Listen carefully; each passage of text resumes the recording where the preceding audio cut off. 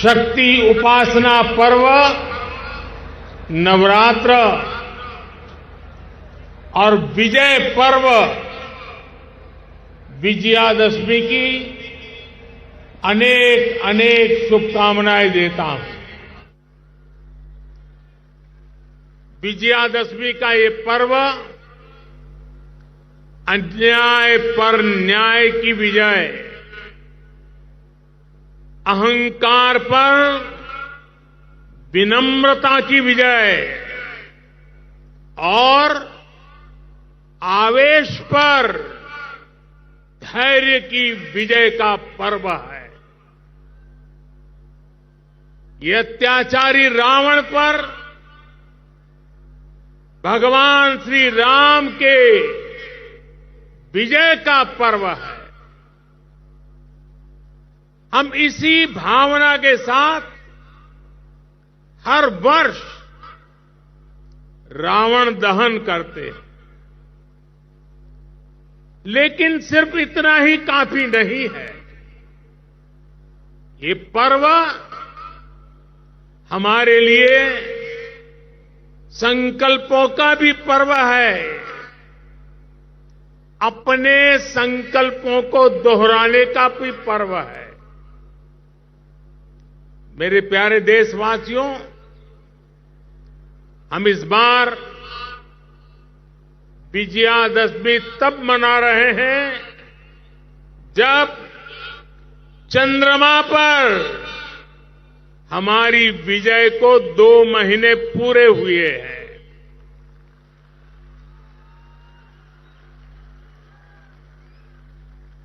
विजयादशमी पर शस्त्र पूजा का भी विधान है। भारत की धरती पर शस्त्रों की पूजा किसी भूमि पर आधिपत्य नहीं, बल्कि उसकी रक्षा के लिए शस्त्र पूजा की जाती है। नवरात्र की शक्ति पूजा का संकल्प शुरू होते समय हम आराधना करते हैं, या देवी सर्वभूतेषु शक्ति रूपेण संस्थिता नमस्तस्यै नमस्तस्यै नमस्तस्यै नमो नमः। जब पूजा पूर्ण होती है तो हम कहते हैं, देहि सौभाग्य आरोग्यम देहि मे परमम सुखम रूपम देहि जयम देहि यशो देहि दिशो जहि। हमारी शक्ति पूजा सिर्फ हमारे लिए नहीं, पर पूरी सृष्टि के सौभाग्य, आरोग्य, सुख, विजय और यश के लिए की जाती है। भारत का दर्शन और विचार इन्हीं मूलभूत सिद्धांतों को जीता। हम गीता का ज्ञान भी जानते हैं और आईएनएस विक्रांत और तेजस का निर्माण भी जानते हैं।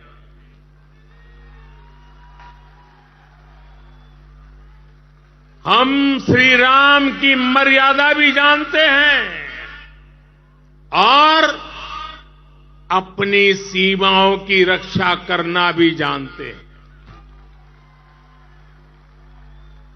हम शक्ति पूजा का संकल्प भी जानते हैं और कोरोना में सर्वे संतु निरामया ये मंत्र भी जी करके दिखाते हैं। यही तो हमारी भारत भूमि है। भारत की विजयादशमी भी यही विचार का प्रतीक है। साथियों, आज हमें सौभाग्य मिला है कि हम भगवान राम का भव्यतम मंदिर बनता देख पा रहे हैं।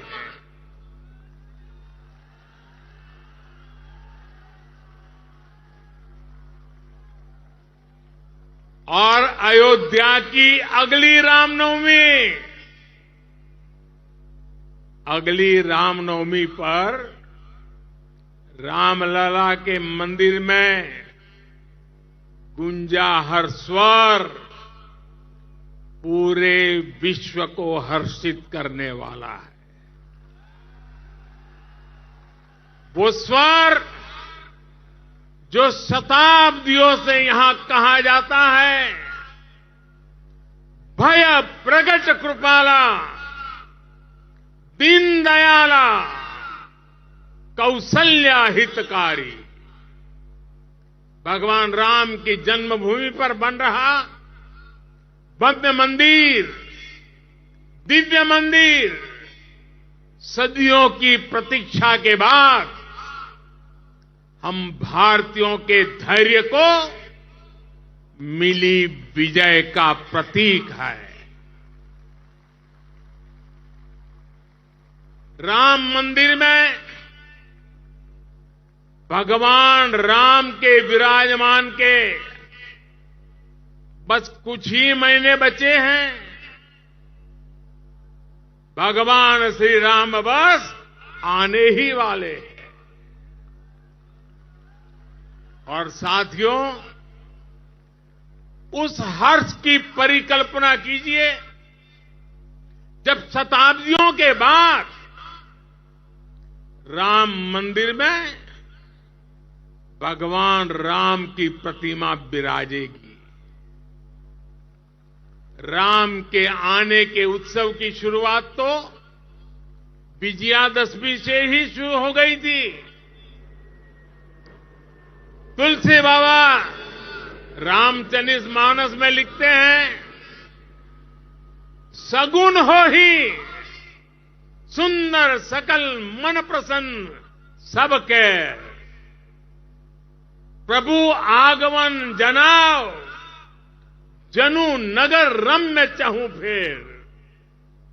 यानी जब भगवान राम का आगमन होने ही वाला था तो पूरी अयोध्या में शुगुन होने वाला था।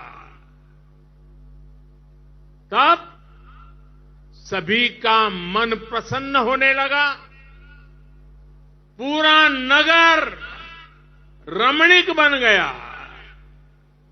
ऐसे ही शगुन आज हो रहे हैं। आज भारत चंद्रमा पर विजयी हुआ है। हम दुनिया की तीसरे सबसे बड़ी अर्थव्यवस्था बनने जा रहे हैं।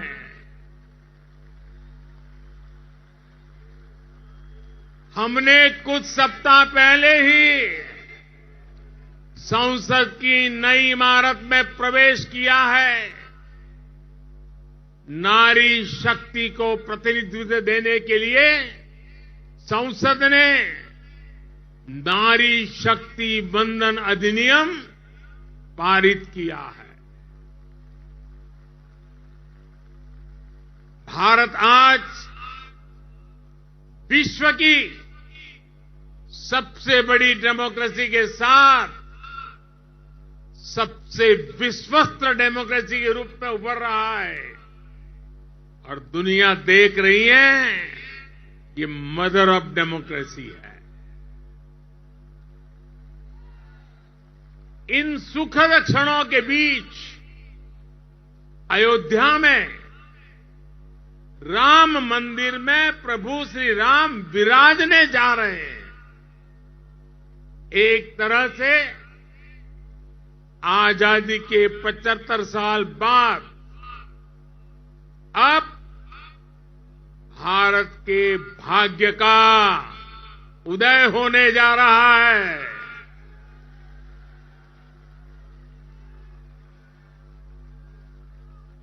लेकिन यही वो समय भी है जब भारत को पहले से बहुत सतर्क रहना जरूरी है। हमें ध्यान रखना है कि आज रावण का दहन बस एक पुतले का दहन न हो, ये दहन हो हर उस विकृति का जिसके कारण समाज का आपसी सौहार्द बिगड़ता है। ये दहन हो उन शक्तियों का जो जातिवाद और क्षेत्रवाद के नाम पर मां भारती को बांटने का प्रयास करती है। ये दहन हो उन विचार का जिसमें भारत का विकास नहीं, स्वार्थ की सिद्धि निहित है। विजयादशमी का पर्व सिर्फ रावण पर राम की विजय का पर्व नहीं, राष्ट्र की हर बुराई पर राष्ट्रभक्ति की विजय का पर्व बनना चाहिए।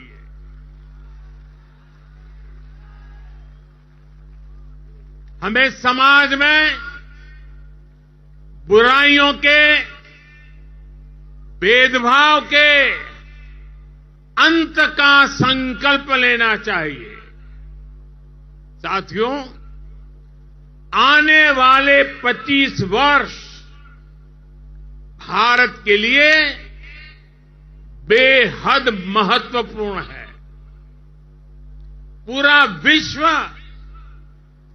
आज भारत की ओर नजर टिकाए हमारे सामर्थ्य को देख रहा है।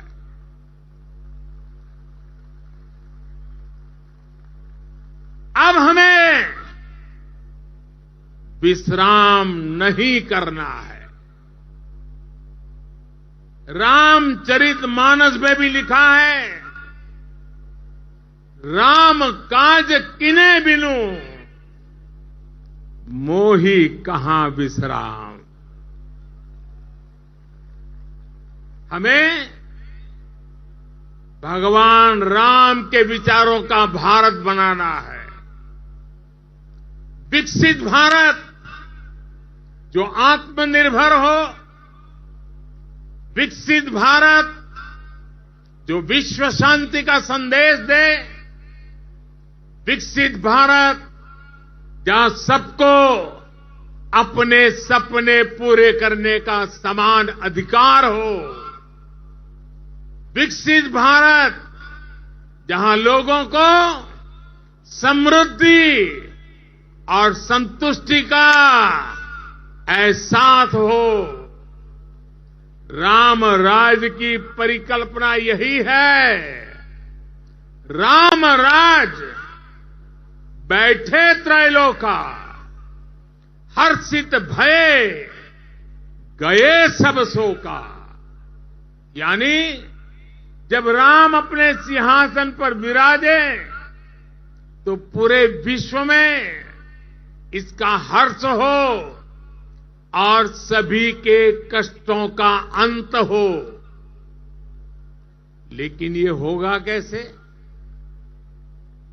और इसलिए मैं आज विजयादशमी पर प्रत्येक देशवासी से 10 संकल्प लेने का आग्रह करूंगा। पहला संकल्प, आने वाली पीढ़ियों का ध्यान रखते हुए हम ज्यादा से ज्यादा पानी बचाएं। दूसरा संकल्प, हम ज्यादा से ज्यादा लोगों को डिजिटल लेन देन के लिए प्रेरित करें। तीसरा संकल्प, हम अपने गांव और शहर को स्वच्छता में सबसे आगे जाएंगे।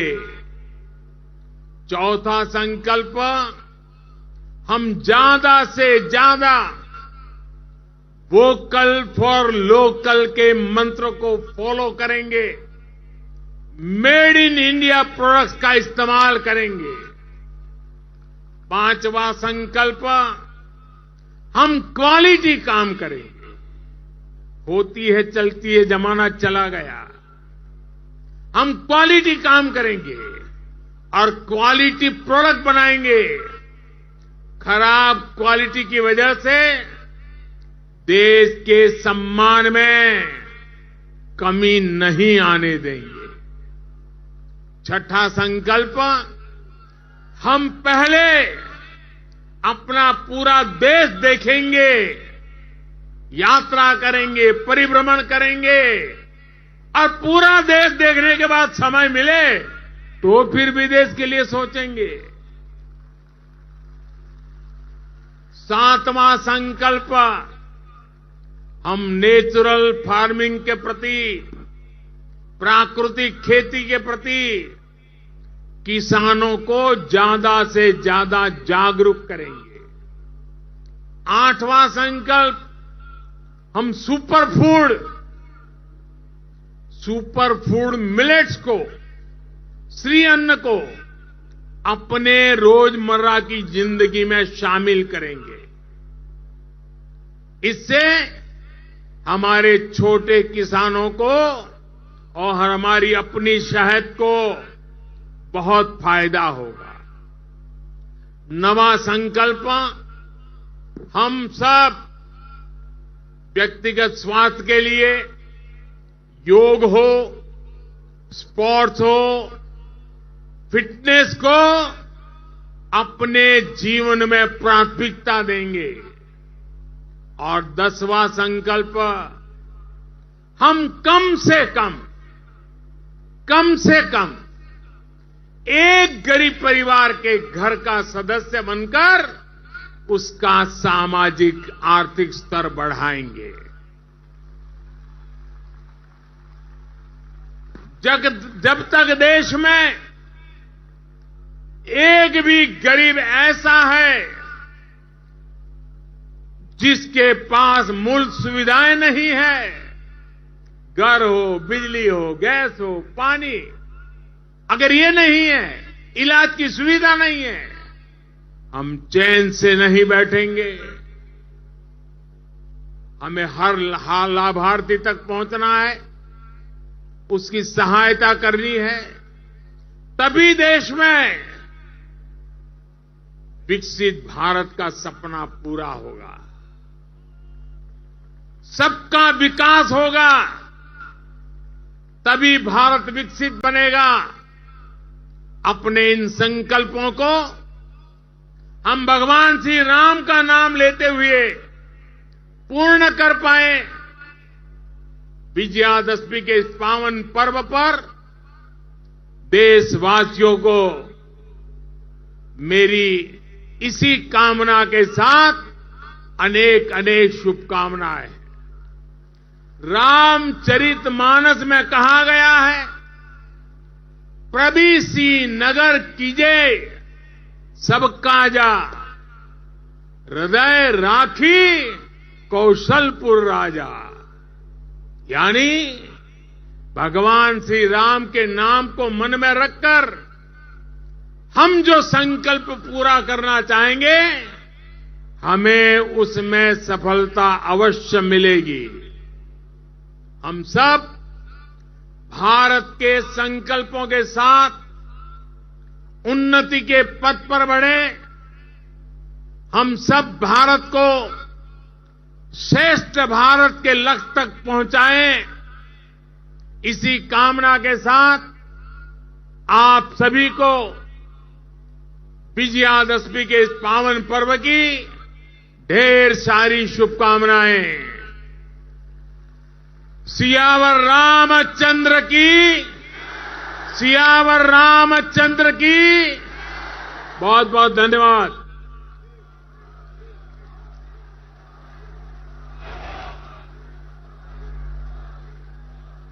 धन्यवाद माननीय प्रधानमंत्री महोदय।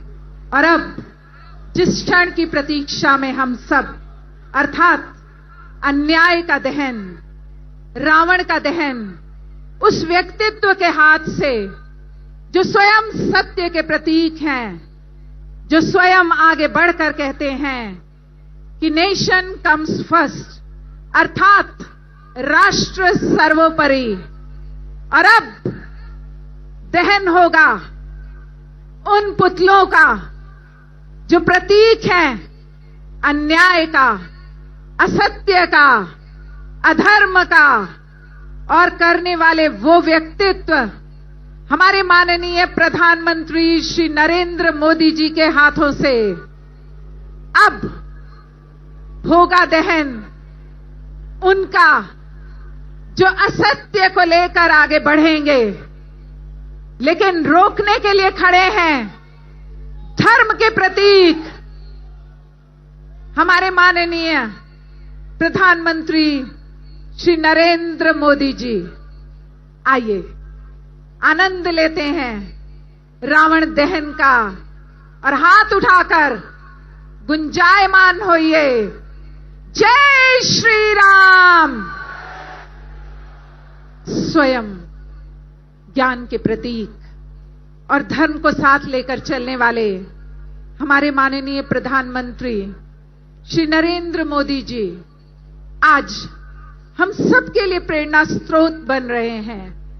द्वारका श्री रामलीला सोसाइटी के इस रावण दहन में प्रतिभागिता दिखाती है कि हर जनमानस तक उनकी पहुंच है और सबके व्यक्तित्व को वो एकीकार करते हैं। वे धर्म को आगे लेकर चलने के लिए सदैव आतुर हैं और अधर्म का नाश मात्र ऐसे ही व्यक्तित्व के द्वारा होता है जो स्वयं धर्म का प्रतीक होता है। और धीरे धीरे जब यह बात हर मानस तक पहुंचती है तो आवाज आती है, जय जय श्री राम, जय श्री राम, जय श्री राम, जय श्री राम, जय जय श्री राम, जय जय श्री राम, जय श्री राम, जय श्री राम। और क्षण करीब आप सब देखेंगे किस प्रकार हमारे विजयी और सर्वोच्चतम राष्ट्र को सर्वोच्च शिखर तक पहुंचाने वाले हमारे माननीय प्रधानमंत्री जी किसका दहन कर रहे हैं। उनका दहन जो अधर्म के प्रतीक हैं, उनका दहन जो अहंकार के प्रतीक हैं, उनका दहन जो असत्य के प्रतीक हैं, और उनका दहन जो अत्याचार के प्रतीक हैं। अर्थात अधर्म का हमेशा नाश होता है, असत्य हमेशा समाप्त होता है, और अहंकार कभी भी कितनी भी कोशिश कर ले लेकिन सत्य पर कभी भी विजय प्राप्त नहीं कर सकता। और आपके हाथ की तालियां जय जय।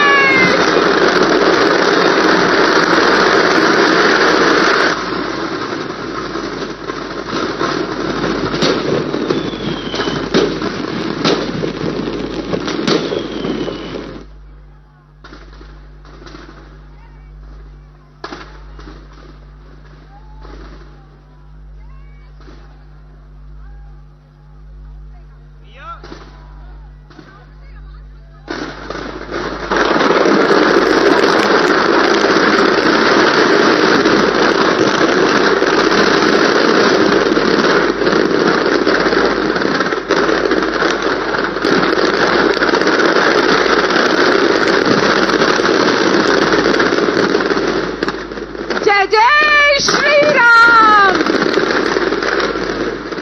जय श्री राम, जय जय श्री राम।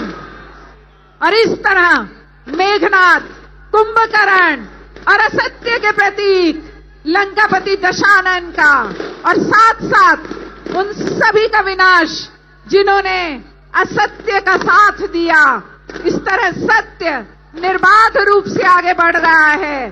जय जय श्री राम।